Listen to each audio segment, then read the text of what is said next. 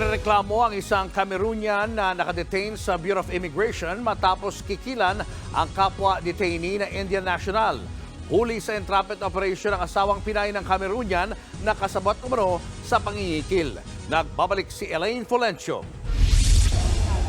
Nagkasa ng entrapment operation ng NBI Anti-Organized and Transnational Crime Division sa isang mall sa Parañaque City nitong Lunes. Ang target nila, ang Pinay na asawa ng isang Cameroonian na sangkot sa pangingikil at pagbabanta sa isang Indian na hawak ng Bureau of Immigration. Sa video, naghihintay sa isang coffee shop si Ana, hindi niya tunay na pangalan. Siya ang asawa ng Indian na nagsumbong sa mga otoridad. Ang katransaksyon niya, ang babaeng nakakulay pula na asawa naman ng Cameroonian. Nang magkita ang dalawa, nakiusap raw ang babae na sa CR iabot ang pera. Kaya lumipat sila ng pwesto at dito na nangyari ang transaksyon. Pagkalipas ng ilang minuto, lumabas ang asawa ng Indian at inabot ang perang aabot sa 1.5 million pesos na agad inilagay sa bag ng sospek. Dito umaksyon ang mga operatiba. Nabawi naman ang perang ginamit sa entrapment.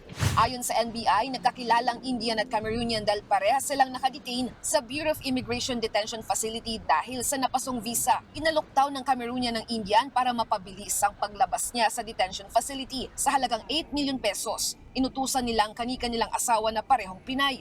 Una raw nag-abot ng higit 870,000 pesos ang asawa ng Indian. Pero humihingi pa raw ng pera ang Cameroonian.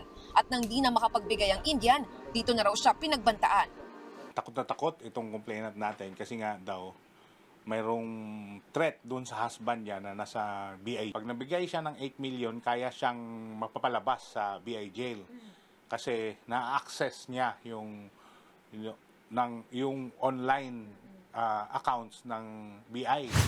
Hanggang sa umakyat na raw sa 12 million pesos ang hiningi ng Cameroonian. Dito na dumulog ang misis ng Indian sa NBI. Nahaharap sa reklamong robbery extortion in relation to cybercrime law ang Cameroonian at kanyang asawang Pinay. Nakikipag-ugnayan na rin ng NBI sa Bureau of Immigration para malaman kung bakit nakakagamit ng cellphone ang mga nakadetain doon. Ipapatawag natin yung warden ng jail ng BI kasi hindi na tatanungin natin kung anong protocol nila dyan sa paghawak ng cellphone. Dapat controlled lahat yan kasi ito gumagawa ng krimen sa loob ng jail. Kailangan yung mga ganyang bagay na monitor yan. Nilinaw naman ng BI na naglalaan sila ng 1 oras kada araw para makausap ng mga nakadetain ang kanilang kaanak basta't aprobado ng BI Commissioner. Handa raw silang makipagtulungan sa investigasyon ng NBI. Kung meron po siyang mga kapunsyaba, mga cohorts po, whether it be inside the facility or outside the facility, na maaari pong may hand doon sa extortion. Yan po ay iba pa or separate pa doon sa kanyang deportation case na kinakaharap po ngayon. Nagbabalita mula sa Frontline, Elaine Fulgencio, News 5. Mga kapatid, Julius Babaw po. Iba na ang may alam at may pakialam sa panahon ngayon. Para sa Frontline ng mga balita, mag-follow at mag-subscribe sa social media pages ng News 5.